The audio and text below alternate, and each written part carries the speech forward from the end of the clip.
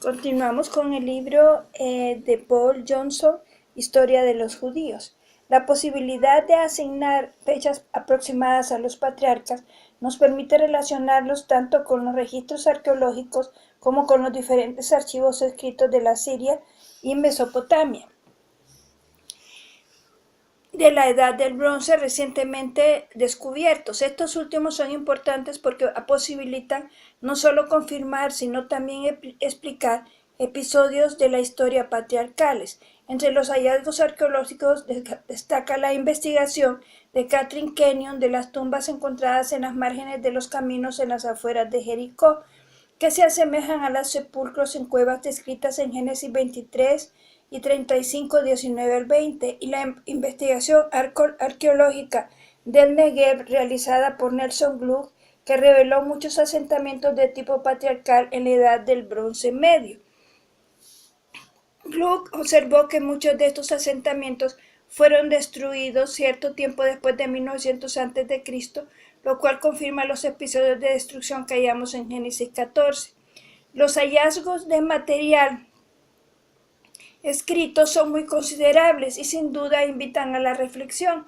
En 1933, Aparrot excavó la antigua ciudad de Mari, actualmente Tel Harari, a orillas del Éufrates, unos 27 kilómetros al norte de la frontera entre Siria e Irak. En la frontera entre Siria e Irak, y descubrió un depósito de 20.000 tablillas. A esto siguió la transcripción de un archivo análogo de tablillas de arcilla en la antigua Nusi, cerca de Kirkuk, la ciudad de los Oreos, que formaban parte del reino de Mitanni. Un tercer archivo de 14.000 tablillas fue descubierto en Ebla, hoy Tel Mardig, al norte de Siria. Estos archivos abarcan un periodo considerable. Los de Ebla son anteriores al tiempo de los patriarcas. Los de Nusi de los siglos XVI-XV a.C., un poco posteriores. Pero en cambio las tablillas de Mari de fines del siglo XIX a mediados del siglo XVIII a.C. se ajustan al periodo más probable. En conjunto nos ayudan a organizar una imagen de la sociedad patriarcal que ilumina el texto bíblico. Una de las objeciones más enérgicas a la afirmación de Wellhausen, en el sentido de que los primeros libros de la Biblia se compilaron y arreglaron para acomodarlos a las creencias religiosas de una etapa muy posterior, ha sido siempre que muchos de los episodios narrados no cumplen esa función. Estos episodios mencionan costumbres que sin duda eran extrañas e inexplicables para los compiladores ulteriores del primer milenio antes de Cristo, quienes en su reverencia por el texto y las tradiciones se inclinaron ante ellas y sencillamente lo copiaron sin realizar ningún intento de racionalización. Algunos pasajes continúan siendo misteriosos para nosotros, si bien ahora muchos son explicables a la luz de las tablillas. Así, tanto las tablillas de Ebla como las de Mari contienen documentos administrativos y legales referidos a personas con nombres de estilo patriarcal como Abraham, Jacob, Lía, Labán, Ismael. También hay muchas expresiones que llaman a la reflexión, así como préstamos lingüísticos del hebreo. Más aún, estos anónimos litigantes de principios del segundo milenio antes de Cristo afrontaban exactamente el mismo género de dificultades originadas a la falta de hijos, el divorcio, la herencia y los derechos de primogenitura que sus homónimos bíblicos. El desesperado plan de Abraham dirigido a convertir en heredero a un miembro de su entorno por falta de hijos propios y su propuesta de adoptar a Eleazar como presunto heredero reflejan las prácticas de Nusi. Nusi ofrece también paralelismos precisos de las relaciones de Abraham con su esposa Sara y de su utilización de la doncella Agar como concubina autorizada en vista de la incapacidad de Sara para darle un hijo, y ciertamente de las lamentables consecuencias domésticas que siguieron. En efecto, los contratos matrimoniales de Nusi contemplaban específicamente estas contingencias. Una tablilla de Nuzi atestigua la venta del derecho de primogenitura de un hermano mayor a otro menor a cambio de 3 ovejas, exactamente como Esaú transfirió los suyos a Jacob por un plato de lentejas.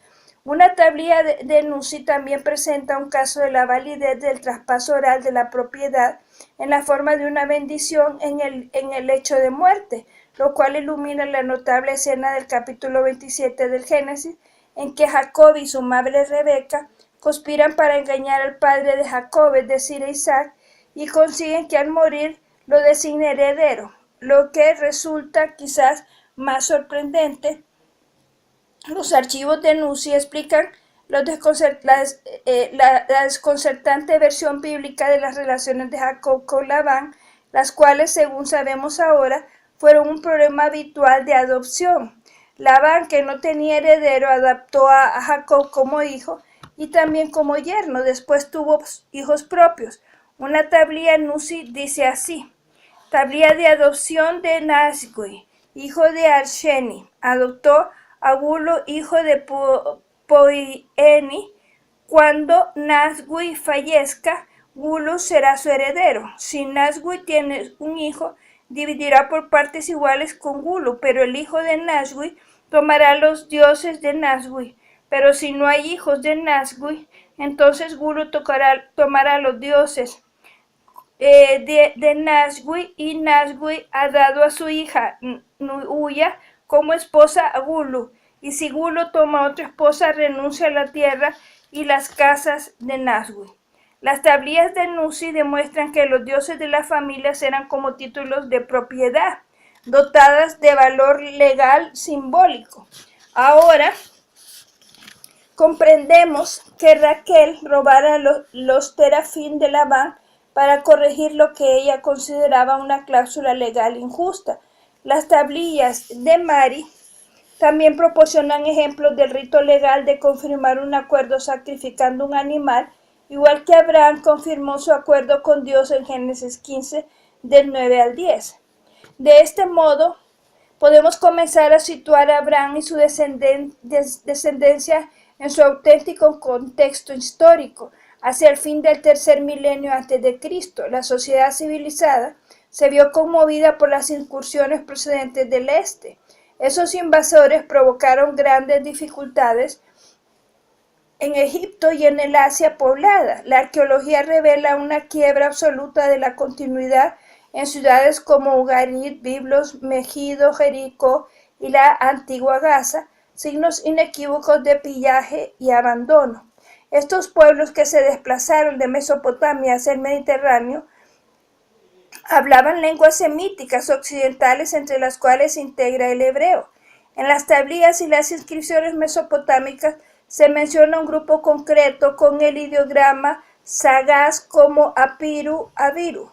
Las fuentes egipcias de la edad del bronce tardío también se refieren a Abiru o Abiru.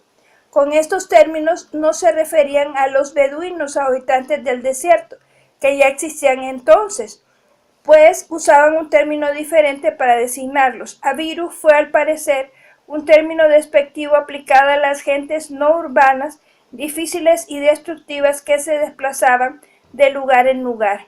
No eran tribus de hábitos regulares que emigrasen periódicamente con los rebaños según los ciclos de las estaciones, como todavía hoy hacen algunos en regiones del Asia Menor e Irán. Su cultura era superior a la mayoría de las tribus del desierto, precisamente porque no era fácil clasificarla. Desconcertaban e irritaban a las autoridades egipcias conservadoras, que sabían muy bien cómo tratar a los auténticos nómadas. A veces servían como mercenarios. Algunos ocupaban empleos en el gobierno, eran servidores o caldereros y buhoneros. Usaban asnos que se desplazaban en caravanas o eran mercaderes. A veces adquirían considerable riqueza en la forma de rebaños y seguidores. En este caso, quizás intentaran acercarse a obtener tierras y formar pequeños reinados. Cada grupo de Abiru tenía un jefe o jefe guerrero, que a veces podía desencadenar ataques incluso con 2000 hombres. Cuando se les ofrecía la oportunidad de asentarse y construir viviendas, el líder se autoproclamaba rey y todos se adherían al gran rey de la región. Fuera de Egipto, una autocracia centralizada de antigüedad inmemorial, ya incluso en el siglo XIX a.C., ningún rey era poderoso por derecho propio. Hammurabi de Babilonia siempre tenía un séquito de 10 o 15 reyes. En cuestión de criterio, en el caso del monarca regional, decidir si permitiría la instalación de reyes abiru, que se convertirían de hecho en feudatarios, o si los rechazaba. El mismo dilema afrontaban los pequeños reyes locales ya instalados, que habían formado parte de una oleada anterior de migrantes. Abraham era el jefe de uno de estos grupos abiru inmigrantes, un jefe importante con 318 servidores instruidos que habían nacido en su casa. En el capítulo 12 de Génesis lo vemos tratando con una autoridad importante, es decir, Egipto. En el capítulo 14, él y sus hombres sirven como mercenarios del insignificante rey de Sodoma. Sus relaciones con las autoridades constituidas, grandes o pequeñas, siempre contienen un ingrediente de incomodidad y se caracterizan por los engaños, así como por la repetida ficción de Abraham de que su esposa Sara es su hermana. Ahora sabemos por las tablillas que una esposa con la condición legal de hermana obtenía más protección que una esposa común. Los pastos eran limitados, el agua a menudo escaseaba. Si un grupo de abiru prosperaba en su asentamiento, su propia riqueza se convertía en motivo de conflicto, un presagio casi sobrecogedor de los ulteriores problemas judíos en la diáspora. Bueno, continuaremos y hemos conocido ahora mucho sobre Abán y los abirus de aquellos tiempos que viajaban desde la zona de Ur, donde él estaba, de la Mesopotamia hasta la zona de Canaán. Bueno, que el Señor les bendiga.